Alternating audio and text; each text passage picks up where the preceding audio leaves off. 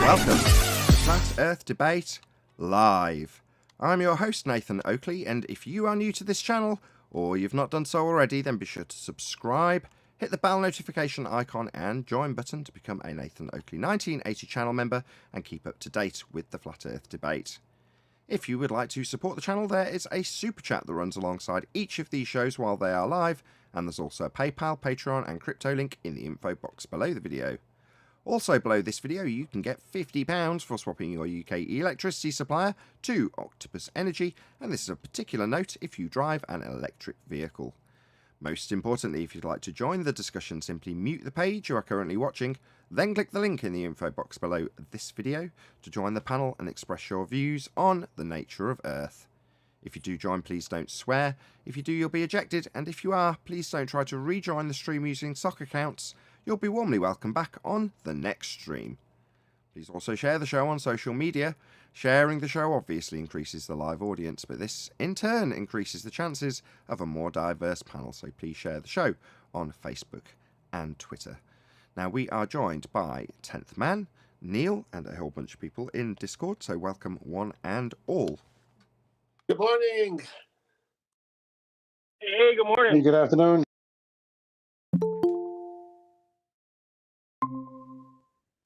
Good afternoon, good morning, hello, wherever you may be. Hello, Arwin. Hello. Good afternoon. Let's do a bit of housekeeping. Everyone fair game? Yep. Any evidence of a physical geometric sphere edge horizon formerly known as Earth curve? You're going to need a big R for that one. Not since the Black Swan. You can't assume until you prove it, and they've been assuming all along. Well, it would be physical obstruction, wouldn't it? Yes, it would. So is it there? No, No, the it's horizon is an optical. Earth curve, no. Right, because you can't see the geometric horizon, which would be the physical obstruction. Yeah, that would be Earth curve. So no. Yeah, we wouldn't, like I keep saying, we wouldn't have this show if everyone saw Earth curve. And since the beginning, when they hoisted this model on us, no one's ever seen Earth curve.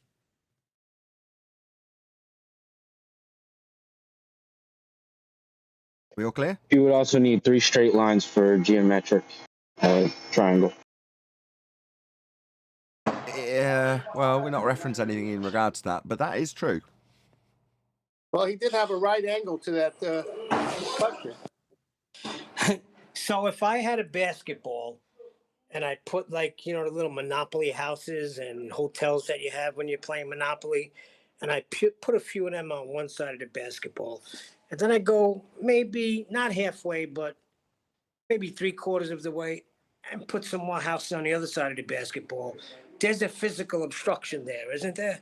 Yeah, so between the flea coming out of his Monopoly house to see over his picket fence into the distance, there's going to be a physical geometric sphere edge horizon akin to the claim of Earth curve that would obscure that, what do we say, flea's view of the other hotel across the way with a geometric physical limitation to their view in the distance. And that would be the edge of the basketball. That isn't comparable to our horizon. We've shown with the Black Swan that it's beyond the geometric limitations of an Earth sphere radius 3959, in the same way as that basketball would give you a physical geometric limitation a la the horizon on the basketball.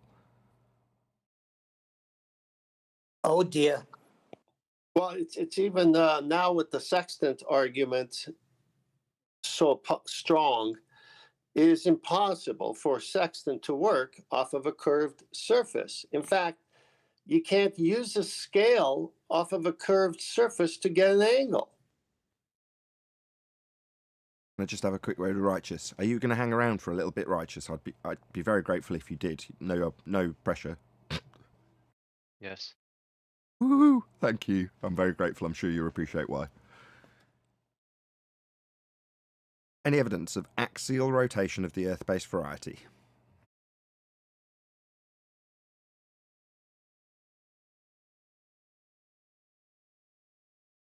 Nope. Gonna need that for that. Reference frames are ruined.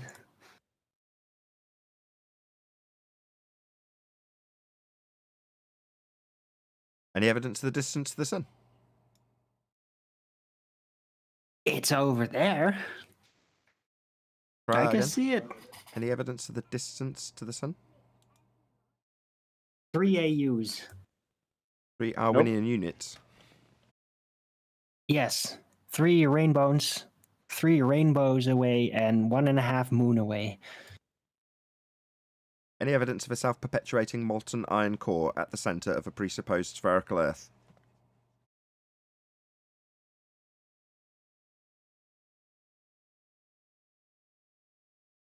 Nope. That has got to be Nope. the most ridiculous one out of all of them. Listen to that when you say it. Any evidence of the R value, Earth radius? Black Swan. Any evidence of... let's leave that till last. Any scientific evidence of gravity?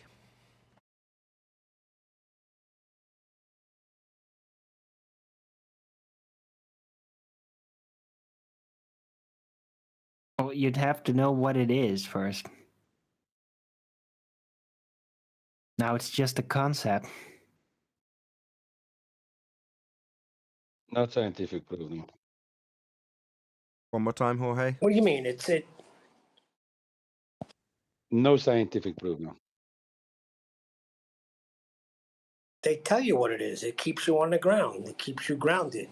Without gravity, they say we'll float away into the vacuum of space. In a vacuum, bugs and feathers fall at the same rate of speed and touch the ground at the same time. One more time. Sorry, there's a lot of background noise for me. I was watching this video, and we had this debate in the Ever After show for the past couple of days. In a vacuum chamber, a bowling ball, and feathers were dropped at the same time, and they both hit the ground at the same time as well. And therefore, people claim that that's gravity. Okay. Sounds like a maximized relative density disequilibrium, right? A vacuum is very, very low density. They're still pulling that magic trick on people. So what happens if you do the same thing Yeah, I with think gas? the channel was Action Lab. What happens if you do the same thing with gas? Not Well, that. Well, then there would be friction, right? The gas kind of stops it, No, I don't mean that. depending on... You're saying you drop feathers and you drop a bowling ball. What if you drop helium? Oh, if you drop gas. Well, you do the same thing. You take it up to the top. You have it in a container in the same way that it's latched. If it's a bowling ball or some bag of feathers or whatever.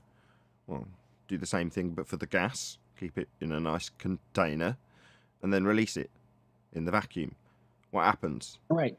Well, it falls down and forms a puddle. No, it does not. It expands in all directions and fills the availability of volume it has to fill. So when they're describing how gas behaves through air, or the lack of air in this example, doesn't change the fact that you can have medium-specific effects with gas that don't fall in line with everything going down.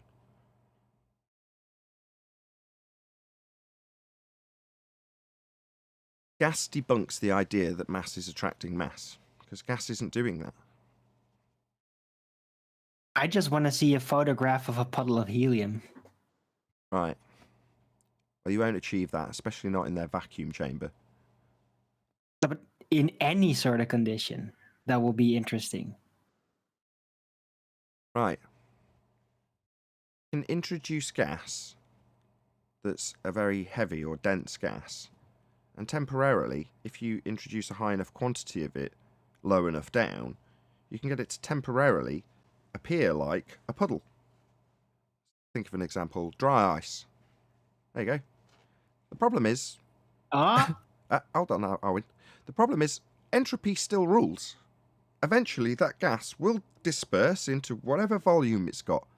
Now, the fact that there is pre-existing gas, that means that it doesn't just immediately disperse like it would into a vacuum, where there's nothing precluding it to bounce off of.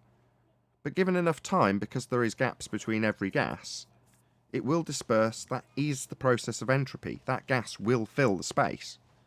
So a couple of weeks ago, we got into a discussion about this happening in a bathroom. You open the door and the steam doesn't just pour out. Well, no, because there's a different gas that's still there that it's still going to bounce off. There's a high quantity of it, so it doesn't just like burst through the door.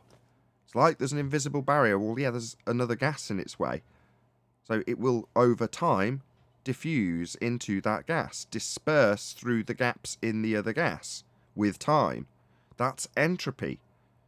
But this notion that you can have gas fall down, go boom boom, because if you show feathers versus bowling ball in vacuum, then mass goes to the centre of the mass of Earth, well then mass of the helium would go to the mass of Earth.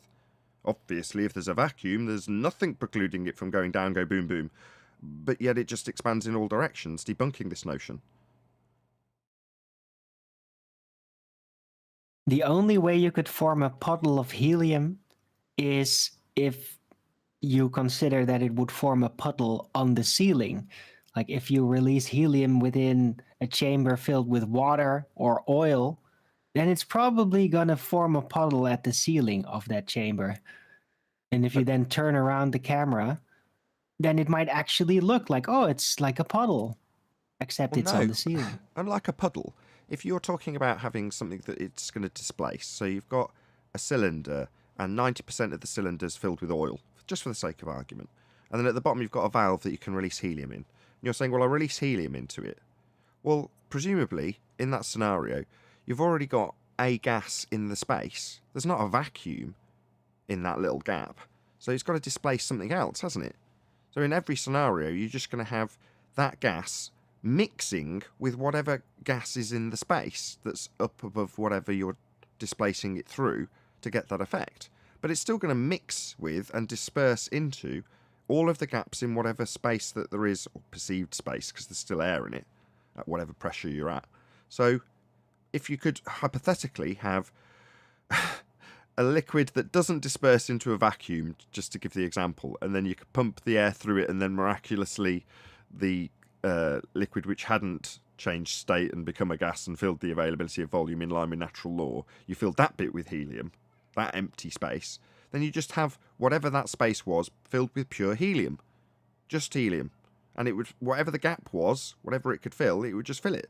And the reason I use oil is to say, well, it's not going to compress that and create itself more space by knocking out the spaces in the liquid, because they're not completely bonded together like they would be in a solid. Got Adam joining. Hooray. Wow, you're taking this a little far there. I wasn't suggesting that a vacuum of any sort was around, nor that it would be a proof of gravity. Just saying, like, it could be, you could make it visually if you just released it within a liquid, like oil or water, and there would be no other gas. And it might seem like a puddle, but it would be on the top. Let me just explain why I said no. I'll make it a bit more clear. So the reason I'm saying no is because if you imagine what a liquid puddle does, so you pour water onto the ground and it'll displace in the horizontal as it fills up. So if you pour more and more liquid, it'll just go more and more horizontal outwards.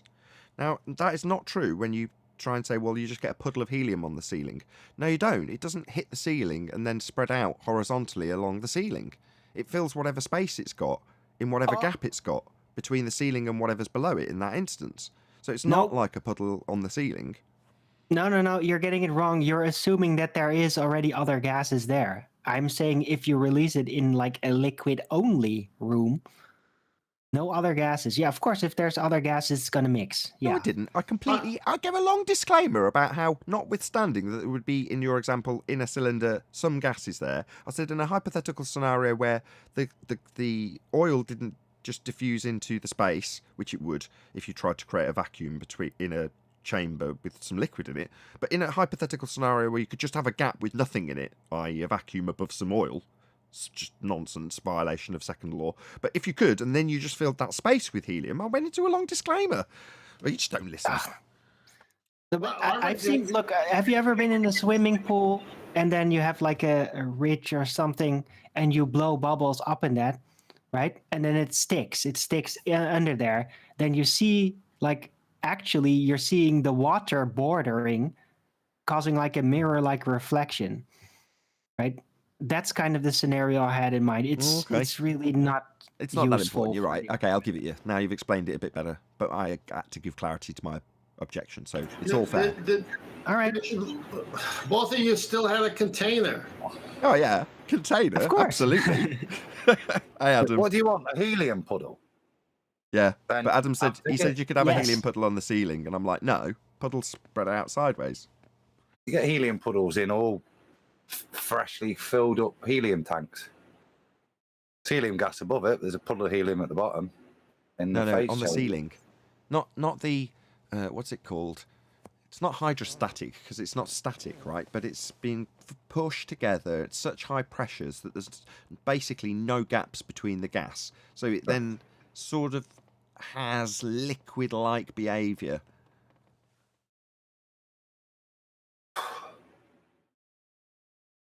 Hmm. I wasn't talking about in its liquid state. That's cheating. You Not said liquid puddle. helium That's what puddle. confused me. Yes, but we were talking about gas puddles, right? There is no gas Gases are, puddles. gases are clouds. I they're know. Not puddles. Puddles But are it would liquid. seem like a puddle if it's only surrounded by liquid, And on the and it ceiling. would be on the ceiling. Yeah, we got that. I'm just fooling Thank you for around. progressing the conversation. It was so worth the 150-mile round trip to pick up Adam's projector that he so graciously has given me. Thank you, Adam. Yeah, all that for a chat about helium puddles. Yeah. Yeah, it was very brief this morning, Nate, but it was been really busy. So I sense that nice might to be the see you, case. if only brief. Well, you were accommodating to the point where I'm like, Adam's been well raised. He was polite and offered me a brew. But then when I was like, no, I want to immediately go and start fiddling with this, you were like, okay, that's fine, which is perfect. Because it meant I got here and literally from the moment I got back, I just tried to get it to work. And when I had maybe 10 minutes spare between then starting the go button on the pre-show. But, I got it working. It's good. I'm happy. Yeah, it looks good. Got a Nice. If lot I was Adam, I would have been disappointed a little bit. with what? Me being rude. I was rude. No. That you couldn't hang out. I mean, Yeah, that's that being would've been that's cool. being rude. That's what I mean. I was being rude. But Yeah, but it stopped me having to be rude, saying piss off, I'm working. yeah, So I was doing it as his place of business. So from that perspective alone, I always felt like I had an excuse to leave. Well, I don't want to keep you held up, and obviously you've got customers or whatever. But that wasn't really a scenario. I just had to be blunt and go, no, I actually do just want to go and start fiddling with this you've very kindly given me. I'm not even going to stay for a brew and say thank you. So well, you said thank you, but no brew. So, and to be fair, it was methadone time at that point. So it was, like I say, about to get really busy. So, oh dear, fun of a pharmacy. It was very nice. Thank you, though. It's nice to see your digs and all that. It was really nice, in fact, to get a grip on what you do and where you are, and it's nice. lovely little place. But yeah, good to see you too, pal. But at least we got the show back on the road. That's the important thing. Absolutely. And periodically, I'm going to be begging so I can cover the repair bill. It's sod's law. These things happen when you're broken already. Going, oh, please hit the PayPal link. I'm really broke this month. It's been crap. And then you have something really expensive break. Marvelous, isn't it? That's gone, by the way. I've just, regardless of what the end cost will be for doing so, I just immediately got that shipped off. So it's gone back to Optoma, and hopefully they'll fix it. Hopefully. Anyway, enough of that. Any evidence you can have gas pressure without the necessary antecedent of a container? Helium puddles. Well, we haven't seen it yet, so I guess the answer is no. About any single viable hypothesis from any of the fields of astronomy, cosmology, or astrophysics.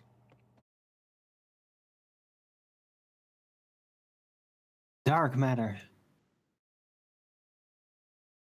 Kent, have you heard from Just Dr. kidding. Becky? No. Okay, so I was a little bit regretful because of the subject matter that the call we had yesterday was about, i.e. me and solving monitoring woes. But during that discussion, Adam went over a first 5 minutes, would you say, of Morghal's video, Adam, that would possibly raise minor objections with, or there'd be a back and forth if he was here. He hasn't responded to me, by the way. Yeah, I think that is probably better, because I think I'd have questions for him and would seek further understanding of the point he's making. I found the video. Second off, yeah, I mean, it's all gravity ball, so there's no real beef there. He's demonstrating the contradictions in their paradigm. The first half, I don't know. I wasn't really sure of the point he was making with regards to his criticism of the model, and then I think also the only major point of disagreement I would say is his understanding of the scientific method. I kind of heard a few things with regards to natural laws being summarized as science and then attacked on their pseudoscience basis. So nothing majorly, but I think just it'd be nice if he was here just to have some points of clarity with regards to it, just to discuss what exactly he meant by certain bits and bobs. But yeah. Can we get a summary as to what is actually going on first? Well, no offense to Morghal, but, you know, although he hasn't responded to me, it was him that proactively contacted me. So, in a way, I kind of expect him to get back to me at some stage, given that it was him and his suggestion when he proactively contacted me. So, yes, I've replied, and yes, I've chased him up. But based on that, I want him to be able to give a summary for it. And I've encouraged people to go and subscribe to him and check out his video. So, on that score, I don't want to summarise his point for him, because I don't want to get any of it wrong. But there are certain aspects that I can just address, and one of them is the one that Adam's just addressed. So as he's already done it, I might as well reiterate that point. And I can't remember whether or not this went out on the discussion that we were doing last night that wasn't recorded, or whether it was on a show previously. I cannot remember, but I'll give my piece anyway. Which is to say, in a way, Morghal's got a point when it comes to saying, why are you adhering to these, and he says, pseudoscience ideas about how gas behaves. So the reason I say I'll give him 1 point for that is because when it comes to our opponent's position, they have renamed natural laws, quote, scientific laws, which they are not. And on many a Quantum Eraser stream, we've covered this very aspect of them greasing the skids of their just so stories by labelling them as science and justifying it by saying scientific laws. So when you've got something that describes an occurrence always, that would be a law of nature, it's just a description. Hasn't been through the scientific method, isn't claimed to be going through the scientific method. In many instances, second law, it would be laughable to try and propose a cause of the effect that is described. So all natural laws are doing is describing the phenomena. They're not explaining it, they're just describing it. Now, some people might take umbrage with various aspects of the description. In some instances, parts of the description are purely fictitious. For example, isolated systems do not exist in nature, but are used to describe aspects in the most simplistic terms of the second law of thermodynamics. So you could easily take umbrage with that, and you'd have no legs to stand on if you tried to refute that umbrage from your opponent in that regard. They are genuinely fictitious. You just have to explain that it is merely a description, and my abstract words are a feeble attempt to try and describe this effect we see always. That's all it is. Now, when, as I said earlier, that you're utilising the word of science to give credence, to your just so stories, it's very useful to relabel those descriptions Because that's what you're going to be doing when you describe what a light in the sky is. Give a description, not give established cause and effect methodology through cause and effect reasoning in hypotheses with experimentation, that's hypothesis actualization. None of that, just a description of what you say the light in the sky is, as opposed to the description of something that occurs always. That's a natural law. So, all that being said, when you know that they are described as scientific laws, you can say, fair enough, Morgile, when you say that they're pseudoscience, well, it's a claim of science that doesn't have the methodology attached. Only true for our opponents. We call them natural laws and make it plain that they're only descriptions. And those descriptions are of what? I'll say it again. Things that occur always. So gas behaviour and its descriptions in many a natural law is, as I say, a description of something that we observe occurring always. Now, again, these laws get hijacked too. Newtonian laws of gravitation. Well, you can debunk a law and then it's no longer a law. If you can't debunk a law, which is just the description of something, i.e. show that that isn't an accurate description of the thing that's occurring always, or in the case of gravity, it's not occurring always, then it's not a law anymore. Now, feel free, anybody out there, not just addressing Morgile in this instance, but if you want to try and overturn a description of any of the natural laws, descriptions of things that occur always, then obviously be our guest. But to label them pseudoscience is a misrepresentation of our arguments when we use them as descriptions. That's all we use them for. Reasonable descriptions, they wouldn't be laws if they weren't, like the law of gravitation. Not a law. Why? Well, because it doesn't occur always. Anyway, so that particular aspect of claiming that the pseudoscience descriptions of gas behaviour, well, no. Descriptions of things that occur always. Feel free to... Is this... Go ahead, whoever. Yes. Yeah, it's me again. Is this in any way an end around at the scientific method? Not when we use it, but when our opponents use it. Well, I'm just wondering if Morgile is challenging the scientific method with the IV, DV, CV, and the empirical nature of it. No, he's calling the natural laws pseudo-scientific descriptions.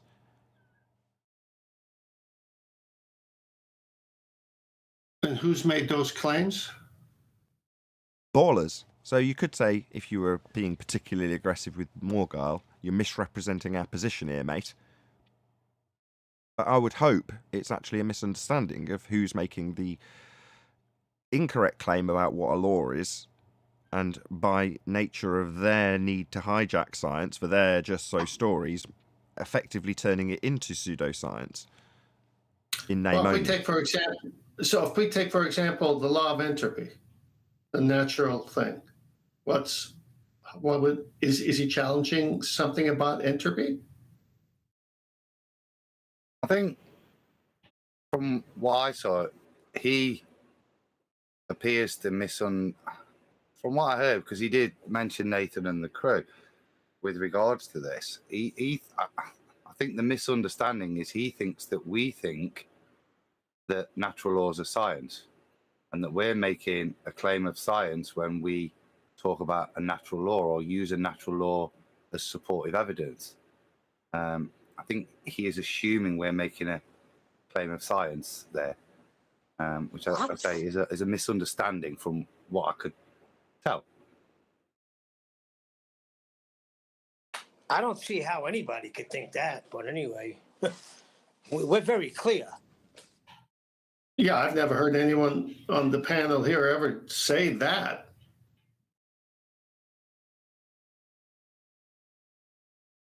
Well, there we go then.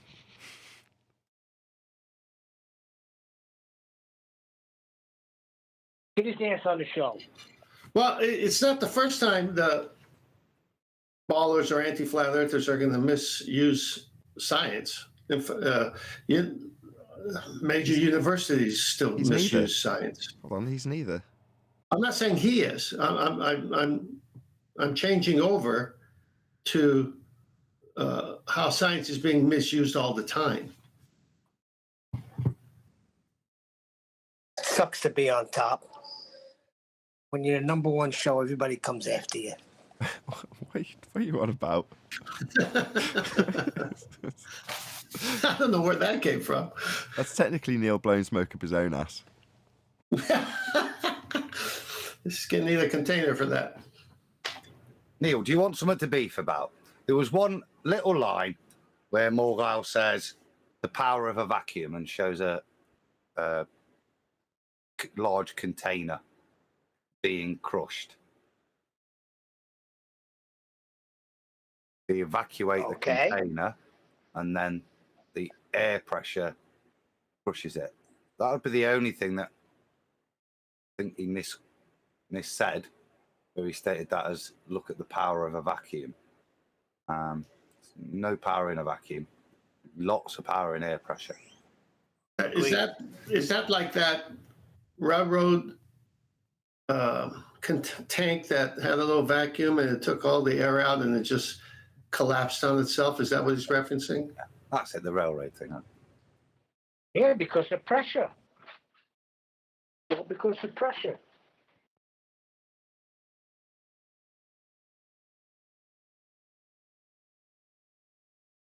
Well, other than that, there was nobody's ever seen an atom. I agree. Well, there was another bit. Yeah. He mentioned smoke rings, which, if I'm being honest, shows a bit of lack of understanding if you're going to talk about smoke as gas. Smoke isn't gas. Smoke is tiny little particles, solids, that are so small that when the impact's there with the gas molecules, it keeps it together. They're getting bounced around, bounced up as well as down. But that's what we see when we're discussing smoke. We're not discussing gas anymore. When I posted a video for the guys. Often you can do an experiment with the smoke cell, and it's called Brownian motion, which is under the microscope. You can see these little smoke particles, and you can see them having very random behaviors, sometimes as they hit each other, other times as they just move around on their own in these things. And that's often a good way to visualize gas behavior. It's not, because as I say, the soot particles are little solids, but you can see the interaction there, and you can then presuppose that gas particles are little balls to imagine within that model. But yeah, just another point of distinction there. If we're going to use smoke, we've got to recognize it's not gas, even though it's quite useful for giving us a visualization of the model. So Adam, in that reference, you're saying no one's ever seen an atom, but they use it to describe or electrons or neutrons and all these different things. It's not my field of expertise whatsoever. But what are they? Why did they give things names that they've never seen, and why is it important in describing what they're talking about? This was a bit. I know Morgile challenged that convention, and I've no problem with that. But he then goes on to describe. No, because technically true. We haven't seen one. You'll never see one. Can't see one. They're not visible with light. They are visible with electrons, and you can see the shape an electron microscope makes them.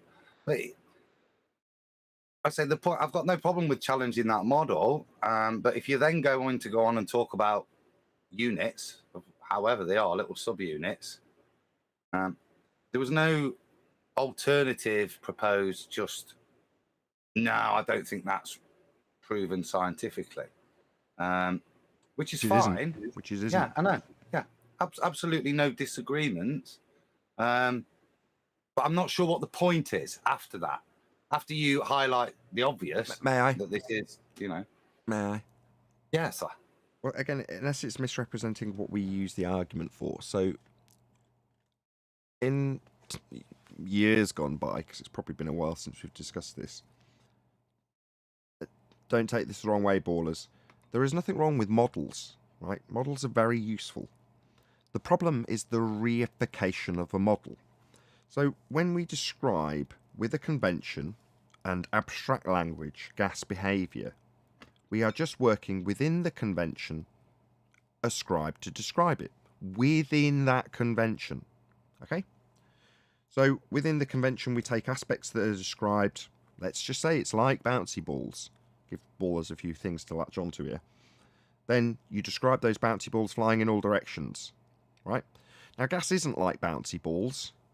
And if you describe it that way and then start ascribing bouncy ball behaviour, then you're working outside of the convention. That means outside of the description that's used to describe the behaviour you're observing always. So bouncy balls, well, that's bad. Bouncy balls don't just fly off in all directions. If you've got a bouncy ball in front of you and you release it, it doesn't fly upwards towards the top of the tank. Yeah, that's not what bouncy balls do. It is what gas does. So that is demonstrable as occurring always. Okay, so notwithstanding the poor, and it is poor, some of these conventions within these descriptions are crap. I'm not going to, disagree with Morgile in that respect. It's like, yeah, we are but mere men, and we have really crude descriptions. Yeah, okay, I accept that. And it's not a problem until you work outside of the convention. For example, you describe gas as being like bouncy balls and then say because they're like bouncy balls, they'll be behaving like the bouncy ball that I've got in front of me that isn't flying off in all directions, but if I drop it, it falls down, so the gas works like that. That's working outside of the convention that's merely being used to describe a behaviour that occurs always. So I will align with Morgile and feel free, attack all day long some of these crude descriptions. Our abstract language is insufficient to describe God's work. And I am humbled by that.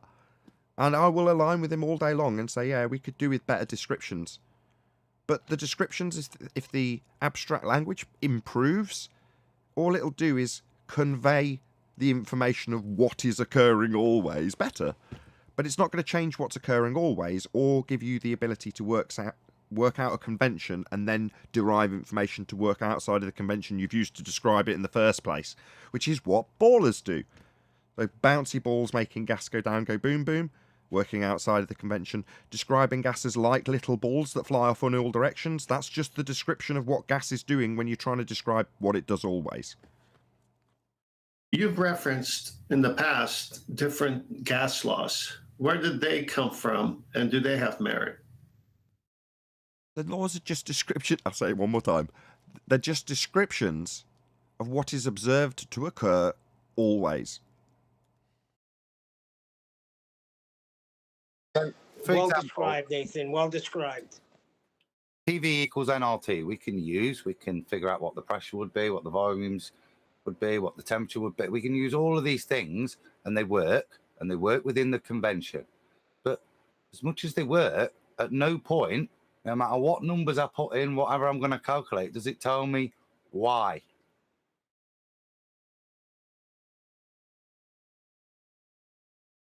Perfect. Yeah. Yeah, because you need that answer from God, like Nathan said. We're doing the best we can to describe God's work. Yeah. What do you want? We do have a method, and in the past I've been so stupid as to suggest that we would put the entropy change of X through the scientific method, and if there's anybody of any intelligence in the conversation, they laugh at me. Because it's ludicrous to assume that you can try and establish the cause of entropy.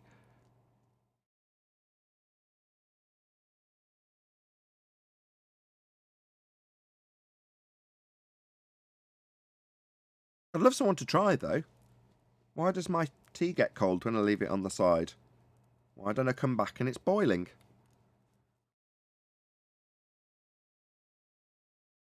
I would like the answer to that, too, because my coffee gets cold way too quick. Because the answer, and the only answer you're going to get fundamentally, is because hot goes to cold. Because of entropy. That would be entropy, yeah. Why that? Why that? Not describe the how it goes from one to the other. I don't need to know how the process is going to occur, how the transfer is going to be induced, what rate the transfer will be at. None of that's useful. Why did it happen in the first place? I don't know. That's the way things go. It's like an arrow. It always goes in one direction. Yeah, but why? So you go on.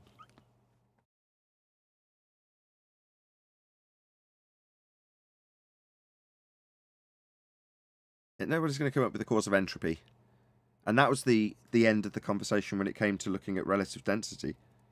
You know, what's the cause? At one point, when you've got a pseudoscience fundamentalist religious assertion that there is a cause that needs to be looked at when there's no phenomena in the first place, and then you start looking at what's actually happening that could be ascribed to their cause that you've debunked in both mediums, 4 space and 3 space. At that point, you say, well, what is it that we're actually looking at? Is there a phenomena to study? Yeah, there is. What is that phenomena? Well, after several days of discussion, well, it's entropy. So at that point, you go, oh, that's the end of this conversation then. No need to carry on trying to figure out what's causing this, because then you're going to start bashing your head against the wall trying to figure out what the cause of a second-order effect of entropy is. You're never going to get there.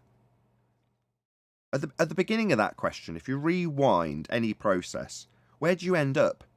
You end up at the beginning of the start of it all. Now, essentially, what does that mean you're doing if you're trying to establish the cause of entropy? You're back at the ontological primitives. Would you agree, Adam? Yeah. You're in a place where you don't have the capabilities to do science anymore. In fact, is the question even scienceable is probably more pertinent. How do you science how God made things work? Because it's not noticing that hot goes to cold. It's not being able to measure it. You're asking to determine why. And that's the foundational code of the universe, isn't it? Why it slides that way. Yeah. That's me saying I don't know. Why does that process... Does anybody think...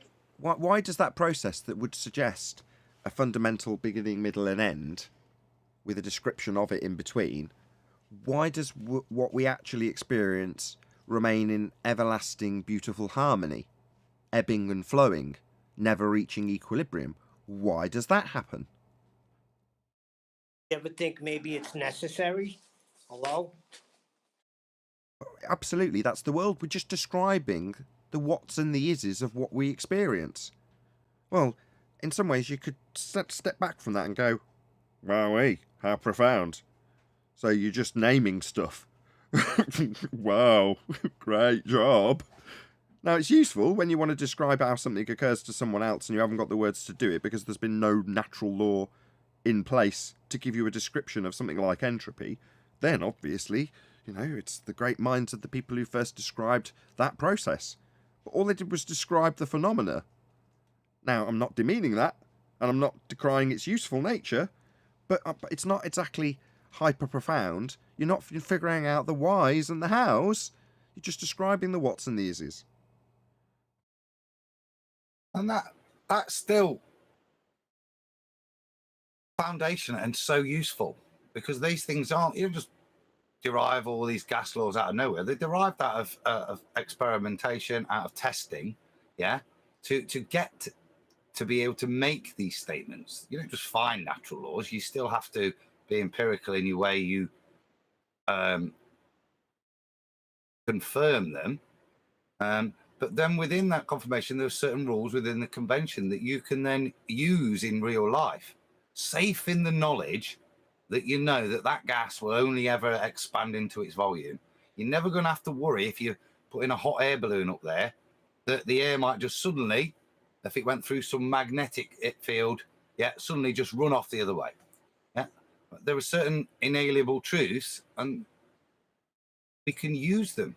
We can use them to guide us in setting up experiments, and we can use them in guiding us to build technology. Shout out to Chief Brody, who says, FED is the #1 place to go on the interweb. Thank you very much indeed for your support. Really appreciate it. Tough times, man. Tough times. Got a big repair bill coming up for a projector that's broken. So, yeah, if you want to smash the PayPal link, now's the time. Smash it. Adam, can you repeat what you said? You could safely what? Because then you broke up. You can safely use it, can't you, in all walks? So these natural laws, these gas laws, we can look at them, can't we? You say, right, well, look at Thames' gas cylinder in his yard. He's using all of those things. The bloke fills it up, knowing these natural laws, knowing that if it gets warm outside, his gas is going to expand, because if you heat a gas, it expands always. Net effect, because that's contained, it's going to increase the pressure within his tank. What's the pressure that the tank can contain? Going to use the gas laws to figure out how much he can put in there safely. Yeah, but none of that useful, brilliant stuff, is there any causation? With all the knowledge we get for life where we can use it, there's no further understanding of causation. Yes, agreed.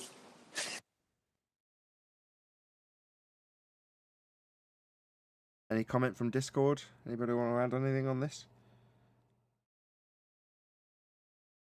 Last show, everyone had an opinion on this. If not, I've posted 3 pictures that I'd like Adam to comment on and us to chat about in the Master B.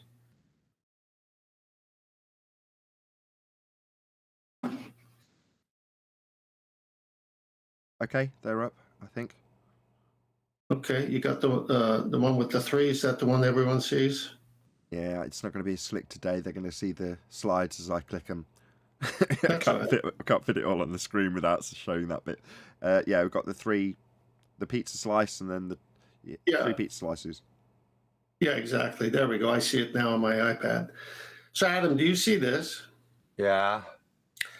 So this is a section of a circle, or in their mind, a ball, their sphere, if you're going to make a 3-dimensional. And all the angles are coming from the center.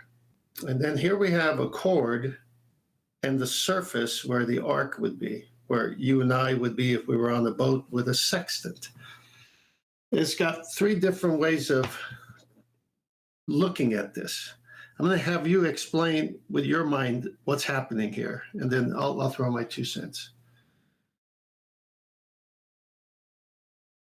Right, working C to A, Sagitta based, where you're calculating the length of the segment created, which again is incorrect, because this is like what Brian does. So it points out that the distance on the top of the ball, where the arc is, the distance between the 2 points of the top of the triangle at the top, that distance is shorter than the arc distance. So it's not relative to reality. The picture B is just using basic square trig look to define D. And as the diagram shows you, if you use basic trig, D is not in alignment with the surface of the supposed ball Earth, because balls curve and straight sides of triangles don't. And so that's not much use. As for this one, I'd probably have to have a little bit. How the hell are you going to define C and D? As that's, what, about 1,500 mile deep? I'm not sure what that is. I'd have to probably look at that and take some more references as to what the parameters mean. So maybe, can you fill us in on the formula? R equals AB over AE times AC. I mean, it's a trapezoid, fundamentally, isn't it? But where's the R? What are they going for, though? I'm a bit confused. Is it... I don't really know what they're trying to measure on A. No, that's why I'm not sure. I'd need to see more, a bit of derivation of... Okay. How do you define C and D? What? I mean, you can get A and B, or you can certainly presuppose A and B in real terms, can't you? Hold on. They're saying they can get it, R equals. They're not saying you can presuppose this R for the R. I mean, if you look at all of the others, I've faltered how the maths would be incorrect, but you could still base it on assuming R and then saying where you are. A and B on A, you can assume that it's on a ball and pretend you've got those measurements, but E, C, and D, I have no idea. I'd have to, like I say, see a bit more. All right, so let me before we go to the second slide, where is the vertex on all of these? None of them have one, apart from if you count the next to the labeling A, B, and C. Exactly. So when they do a two-dimensional circle, there's no possible way on the curved surface that you can form a vertex and get an angle. So they always have to go to the central angle. And this is the trick. So here's you guys explained it in so many nice ways, but in reality, the only reason I put this was to get the audience and everyone to see that there is an angle and it's formed where two lines meet, creating a vertex. And where is that? Never, ever on a curved surface. Impossible. This is why the sextant destroys the ball, because it can never work on a curved surface. Go to the next slide, please. Well, I'll just add to that. So this also works quite nicely to show how when you're gathering the vertex from the centre of the sphere Earth, as is shown, and I'm circling at B, then the line along the top surface, which gives you your 90-degree angle, and that's what they take, because this would be their zenith. If I'm carried on the line along R in diagram B, beyond the 90-degree point at the top, that's where they say they get 90 degree. Oh, well, I just take my zenith. But then this diagram really nicely shows how, well, then you don't have a triangle to work with when you actually take the measurement from the base, i.e. from this line here. That's where you'd be taking the angle. So it shows beautifully how they take what you measure. So this would be where you'd sat on a ship, on a boat, working with a flat plane. That would be the line D, as opposed to something curving away from you. When they move that sextant angle measurement on the surface down to make the vertex come from the centre of the presupposed spherical Earth. You're not taking an angle measurement with a sextant from the centre of a presupposed spherical Earth. You're taking it from the surface, and that ballses up your triangle if you try to presuppose it after the fact when you assume the R value that they haven't got, if this was the centre of a presupposed ball Earth. So in that respect, this diagram B especially shows you how you no longer have the ability to triangulate if the surface is curved. I'll move on to the second slide. No, exactly. See, this is the point. The sextant kills the globe model so quickly because you're using it on the surface of the Earth. You're not saying I could go to the center of this Earth and shoot the angle from there, because you're not there. You're on the curved surface. And Adam could add to this. It is impossible to have a curved baseline and get an angle. So the only place they get an angle from and attribute it to the sextant is on a presupposed globe from the center. The tool, however, is used on the surface of this presupposed globe, which has a curved surface, which means the tool is not working on their model. So why does it work? Because it has a flat baseline to the GP of the star, as the middle picture shows. It is straight all the way into the zenith and the GP of that star. Earth is flat. The baseline described by 10th just now, that's flat. Earth is flat. That's why it works. Okay, second slide. So you see that orange line, that's a chord, as Brian has shared with us. So there's your angle, and of course you have to get it from the center. But you're on the surface, which is curved, where it says U, and you can't get an angle from there. And that arc, a minor arc in this case, is a longer distance than the chord if you straighten it out. And since you can't use a section without a straight line, this pretty much speaks for itself. All their equations and calculations and distances would be off. Well, number one, they can't do it from the surface anyway. Last slide. Unless, in this last slide, as you see, they decide to draw a straight line and call it a tangent plane. Now you can see that they're even admitting, if you go to the next slide, Nathan, they'll see that they're using a straight line to create an angle at the surface of the Earth on the last slide. Now think about that. They're admitting they need it. Yeah. Yeah. 2022 is going to be the year of the sun. Yeah. I agree. Two things kill the ball Earth. The sextant proves the flat Earth. Black Swan destroys the ball version. And 2022, the year of the sun, because light is coming in divergent, not parallel. And it definitely destroys their whole idea that the angle on the surface is the same as from the center because of parallel sun rays. So what are you saying? Here comes the sun, do do do.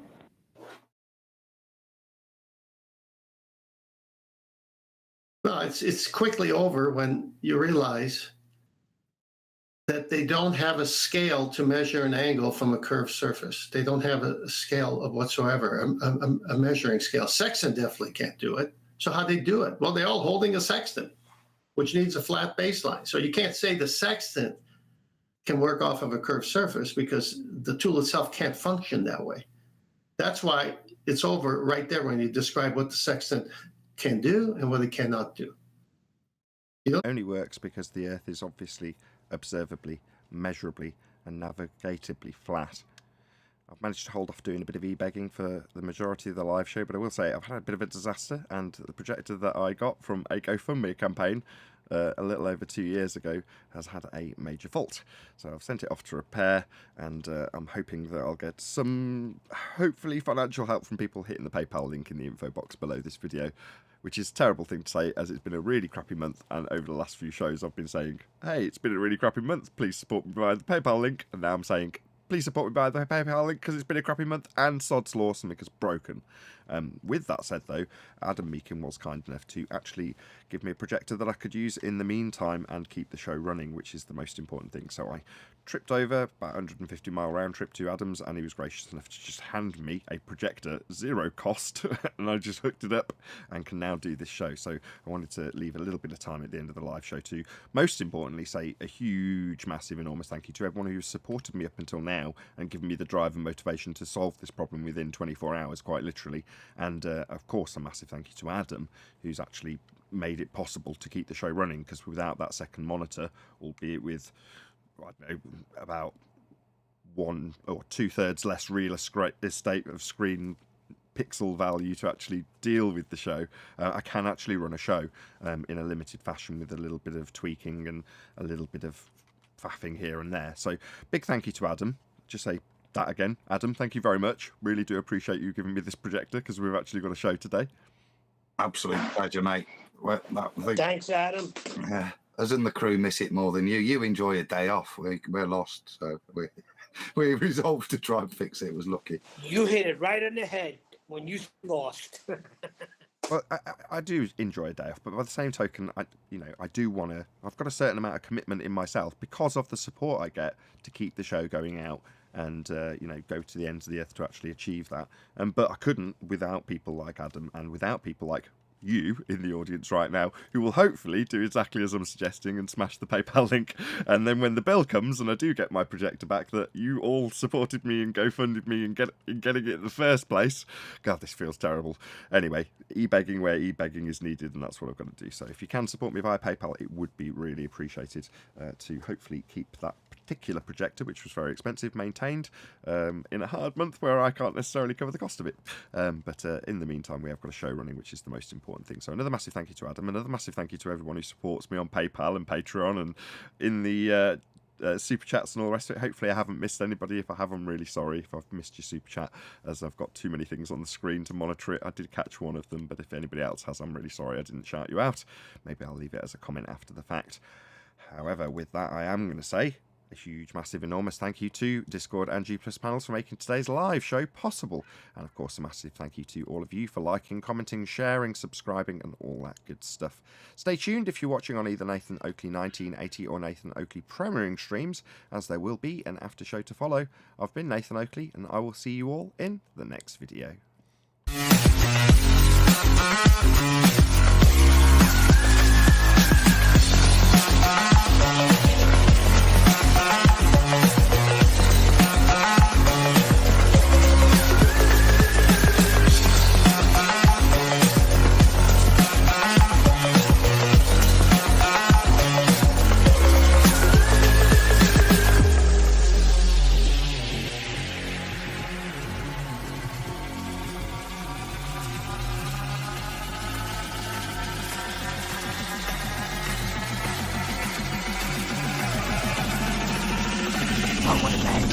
What a lovely day!